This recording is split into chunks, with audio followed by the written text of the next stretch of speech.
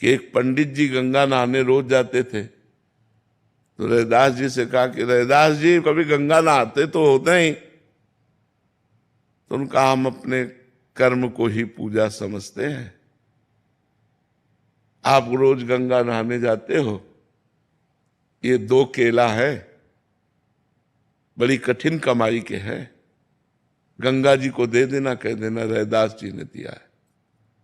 पंडित जी ने ले लिया और जब जाकर गंगा जी से कहा कि रैदास जी ने ये 2 केले आपको दिए, तो गंगा जी में से हाथ प्रकट हुआ और 2 केले लेके समा गया। फिर थोड़ी देर में हाथ प्रकट हुआ और आवाज आई कि स्वर्ण का जो कंगन है ये रैदास जी को हमारी तरफ से प्रसादी दे देना, गंगा जी ने।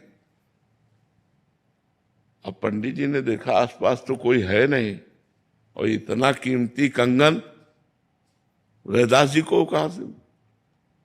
तो वो दूसरी गली से चले तो खड़े हो गए रैदास जी के सामने जाके। जिस गली से चलते वापस फिर वही रैदास जी के घर के सामने खड़े हो जाते। चमत्कार ये महापुरुष का कि गंगा जी ने कंगन दिया तो जिस गली से चलते घूम करके अपने घर के लिए वो पहुंच जाते रैदास जी के दरवाजे। आखिरकार रैदास जी के समीप गए और कहा केला दे दिया था। तो उन्होंने ऐसे कठौता में हाथ डाला और कहा हाँ हाँ दे दिया था।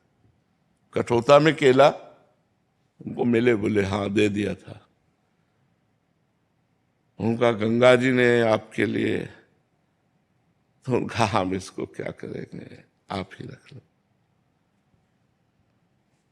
तो उन्होंने कहा कि ये तो धोवन है, इसमें आपने। तो उनको जानते हो क्या कहा था, सब कोई जानता है उनकी प्रसिद्धि इस बात की, मन चंगा कठौती में गंगा। हाँ।